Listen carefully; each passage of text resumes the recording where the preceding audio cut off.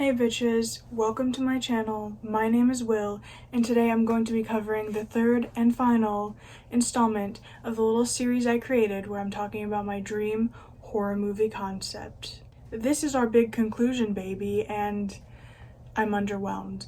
I definitely bit off more than I could chew, assuming that I could create not one, not two, but three movie concepts based off of the same topic, and I don't like this one at all. This one is definitely my least favorite out of the ones that I created, and it was the hardest for me to develop and find ideas for. This one I also wanted to make different from the first two, and I wanted to explore the concept of paranormal, and I wanted to incorporate ghosts and spells and rituals, and I wanted to take a lot of tropes from other horror movies I saw and incorporate them in this one as well. Killerz is supposed to be satirical, and it's supposed to play into a lot of tropes of different movies, and it's also supposed to mock how Gen Z culture is in movies, and it's supposed to be so Gen Z that is kind of cringy, but also low-key funny. For this third and final one, I definitely really wanted to play a lot more into the no-nos of horror, and my characters make a lot of stupid mistakes that kind of have you yelling at the screen, God, how stupid could they possibly be? This is also the least developed of my whole series. I just had a really hard time coming up with ideas for this one, but I committed to wanting to have 3 parts, and so here it is. Obviously, all 3 of them are just concepts and not fully formed movies. This one just isn't as exciting to me and doesn't appeal to me as much as the first 2 did, but it's definitely a conclusion. So let's get started.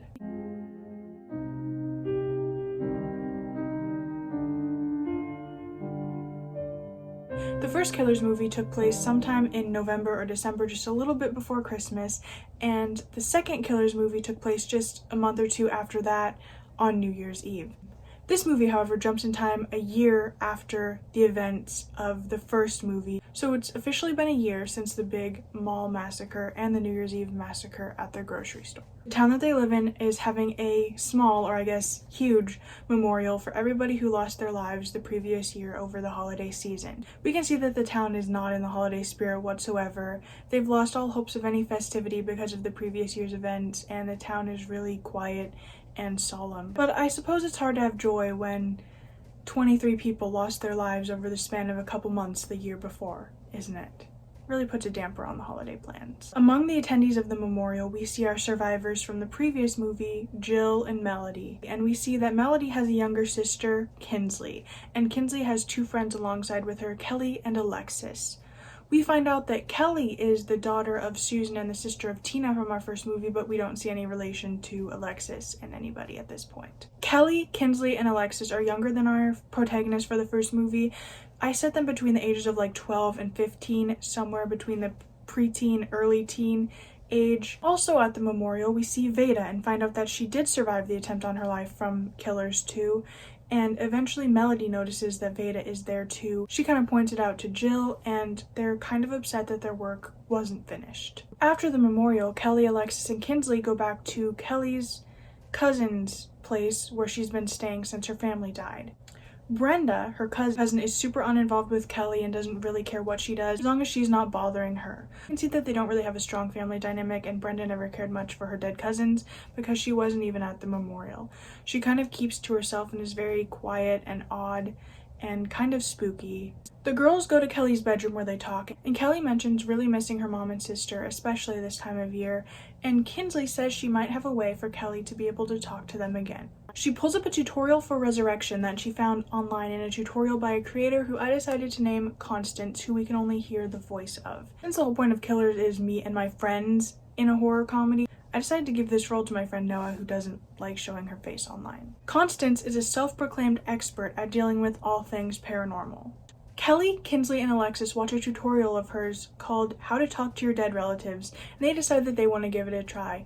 Constance, naturally, was using a Ouija board, which is a huge no. You should definitely not try and contact spirits through a Ouija board, but of course the 3 decide that they want to do so anyways, and so they recruit Melody because she's a little bit older and get her to buy them one, which Melody only agrees to if she can film the process. When the Ouija board comes, Melody starts the video, and they're not taking it very seriously at first. They all kind of mess around, and when the little planchette starts moving, they all accuse each other of doing so just to get views, and they end up finding that Melody actually was the one who messed with it.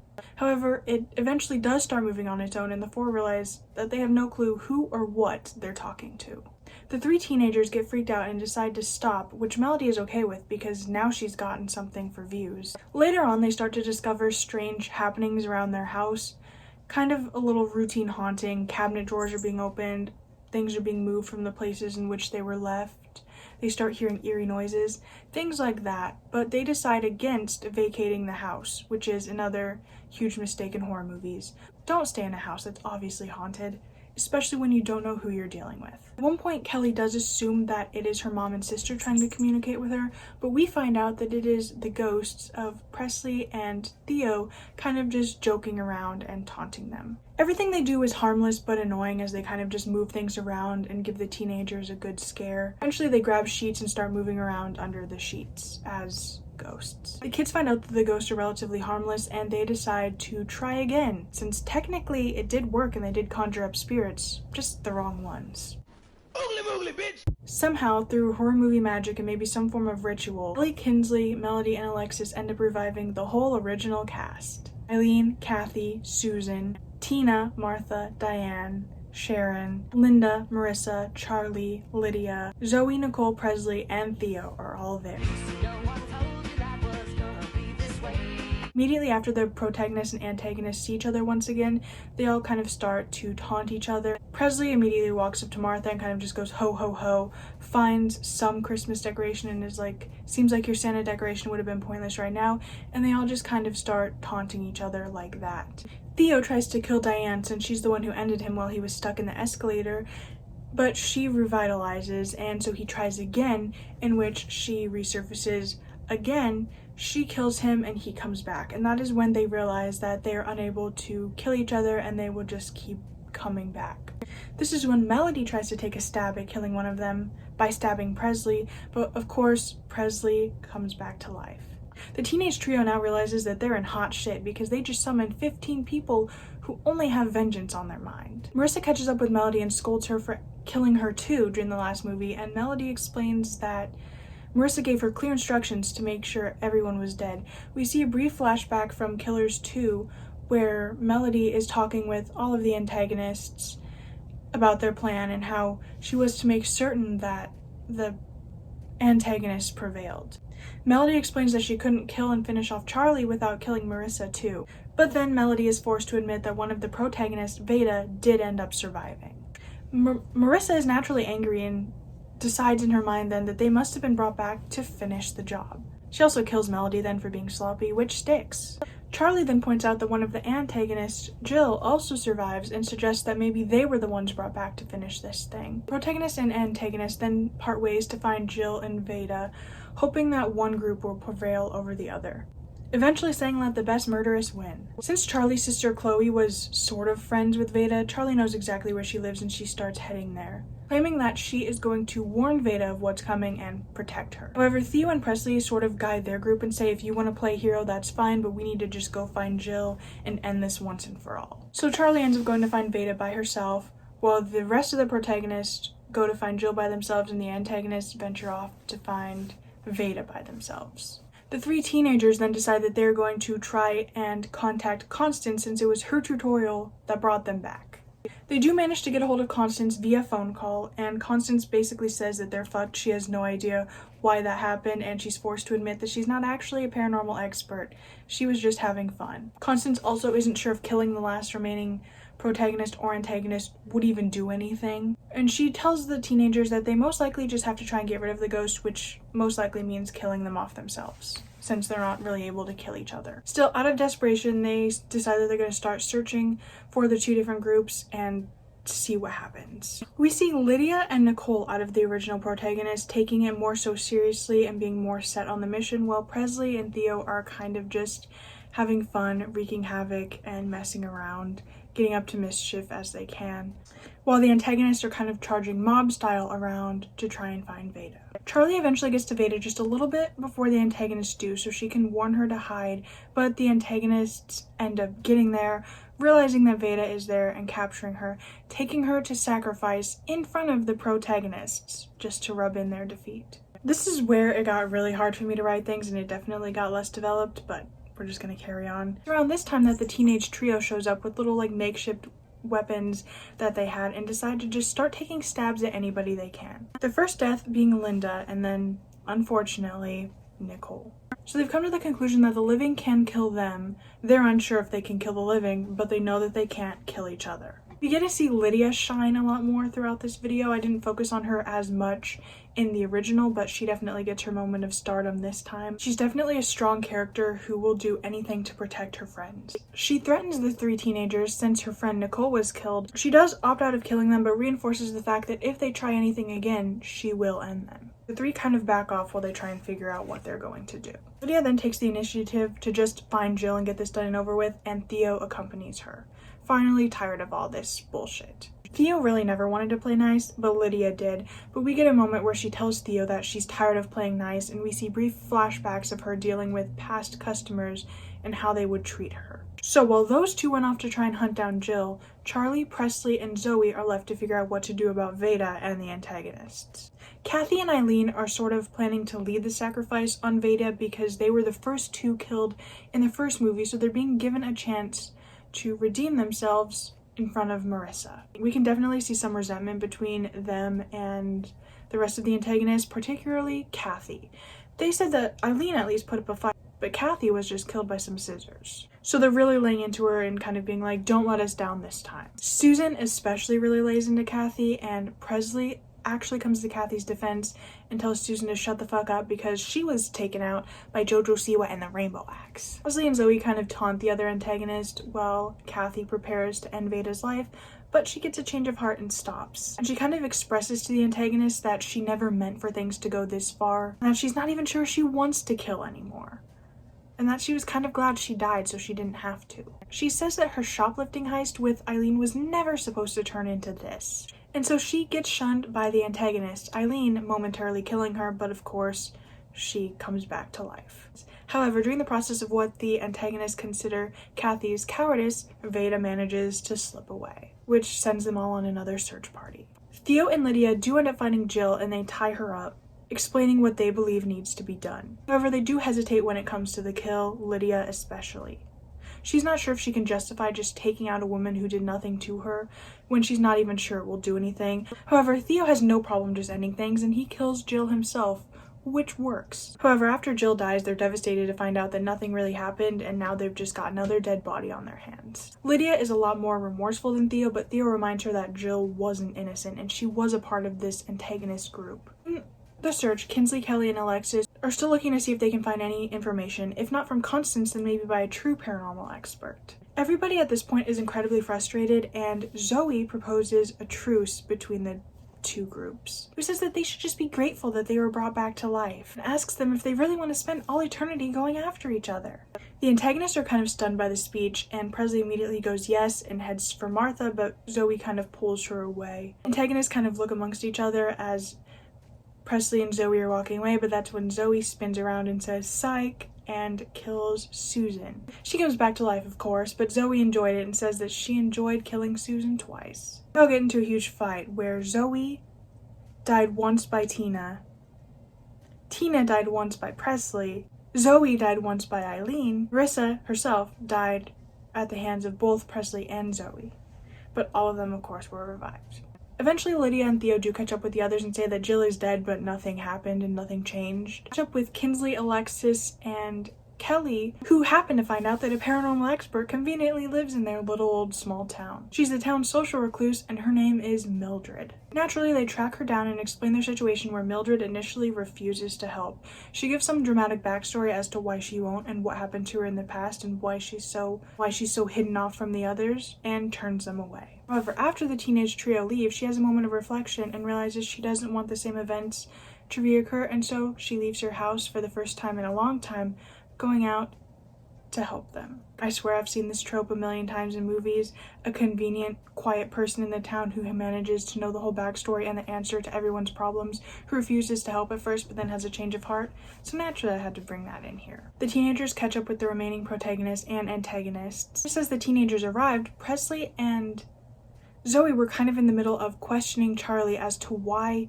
Charlie wasn't helping them with their fight that they were just doing. At the same time, the antagonists all start screaming at each other, arguing and wondering what they're supposed to do now to move forward. That was the turning point of the movie where Charlie yells at everybody to just shut up. They all kind of stop what they're doing and watch as Charlie grabs one of the makeshift weapons from the teenagers, stabs Kathy in the chest, who stays dead this time. Everybody kind of looks at each other like, what the fuck just happened? And Charlie goes on a rant about how Kathy wasn't supposed to chicken out like that. Marissa herself is confused, and that's when Charlie says, "Mom, seriously, did you think I didn't know about your scheming the whole time?" We then get to see a little bit of Charlie's backstory and realizes that everything was planned by her. She even knew about Marissa's first attack on the protagonist at the mall and decided to intercept it. Charlie tells somewhat of a backstory of a time where she was a customer at a store and the employee didn't give her what it wanted and how it scarred her for life, and how she's been resentful to employees who don't follow rules for customers ever since. She says because of this, she ended up partaking in some sort of dangerous ritual that ended up giving her an unearthly amount of power. Marissa really had been scheming to take out the protagonist, and that was her idea, but I guess like mother like daughter, because Charlie found out about it, beat her to the punch, stole her antagonists, and started commanding them around herself. So while Marissa thought they were all at her control, they were actually all at Charlie's control. She played the part of the hero, but knew all along that she didn't want any of the protagonists to survive. And that was why she never actually died in the pool. She and Martha had staged it to look that way. She also reveals some more backstory as to why she wanted Chloe and Marissa dead, and admits that Marissa was never supposed to resurface and wasn't supposed to live at all. Naturally, Lydia, Theo, and Presley are very shocked, and Charlie orders Martha, Diane, Eileen, Susan, Tina, and Sharon to go find Veda for real this time. She also gives some sort of backstory or reasoning as to why she specifically needs Veda. Teenagers explain to the protagonist that they met up with Mildred, who refused to help, but that's when Mildred conveniently shows up. She explains a situation that happened many years ago when she was only 24, and she knew this girl named Brenda Gale, who was only 16 at the time, who also had the same amount of power. She gives a backstory as to how she worked with Brenda at a store, and how Brenda got really angry at supposed entitled employees and wanted to dish out everything she possibly could to help the customer. Mildred then reveals that she and her friends were the ones who defeated Brenda, but that her friends all lost their lives during the big fight against Brenda, and that was when Mildred became the town's social recluse. Mildred gives them advice on some sort of ritual that will end Charlie's power and leave them able to end her once and for all. It reveals that Charlie would have to be stabbed by the heart through a living person to truly be killed off, so that would only leave Veda, Kinsley, Alexis, or Kelly. Lydia and Theo decide to take Kelly with them since she is Susan and Tina's relative, and they decide to go find the antagonists. Mildred goes with the other two children to try and find either Veda or a ritual written down somewhere, and Presley and Zoe go to try and exact information from Brenda. During their hunt for Veda, a few of the antagonists start to question Charlie as to why she needs Veda dead so badly, and why they can't just give up where they are now. Martha, Diane, Susan, and Tina are a lot more reliable and on board with Charlie's plans, whereas we can see that Eileen, Sharon, and Marissa herself are getting worn down and they don't really understand what's going on. Marissa is obviously frustrated because she thought they were all her group and they weren't. Marissa starts talking about this and says it wasn't supposed to turn into as big of a thing as it did, and her daughter definitely wasn't supposed to take them all over. Charlie gets mad and ends up killing all three of them. Presley and Zoe do get to Brenda and they ask her some questions, but she really doesn't give them a lot of answers. She mainly just restates information that we already knew. But Brenda does end up striking down Zoe, who this time doesn't come back to life. Presley is obviously confused, and Brenda just kind of laughs and says, "Is it her third time?" Brenda kind of mockingly apologizes, saying, "Yeah, sorry, your friend's dead." And Presley kind of just comments being like, "Well, technically she was dead anyways," and eliminates Brenda herself and is pleased to find out that it was actually successful.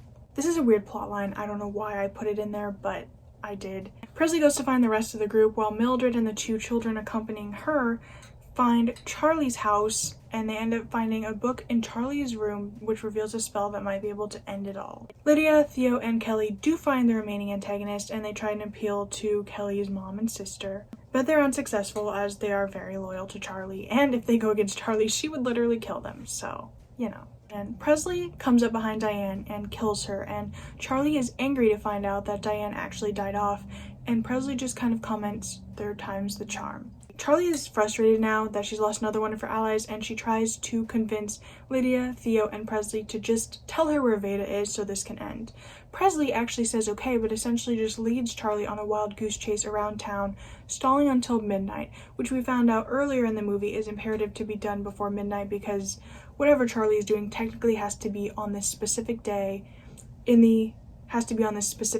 the year anniversary, and she can't really hesitate or bring it into the next day, so it has to be done before midnight. Mildred then shows up with the kids, and they reveal that they do know how to stop Charlie, but it's not going to be easy. And then there's a small final battle sequence where they all try and eliminate each other. Now during the fighting, Mildred does get killed, which is tragic because she just came out of hiding to help them, which is a trope I definitely also see in horror movies a lot. The character they bring in to help, or the character who is trying to keep themselves safe, ends up getting involved, ends up getting themselves killed. Well, sorry Mildred, maybe you should have just stayed in home and not helped the kids. Since Charlie is so mad at Presley, she decides to just kill her off. And eventually Veda reveals herself. The kids decide to try it out, and then Charlie kind of gasps and starts acting like she's dying. And the antagonists are kind of shocked as to what they're supposed to do, but everyone's kind of relieved because they think that Charlie's dead and that this is all over.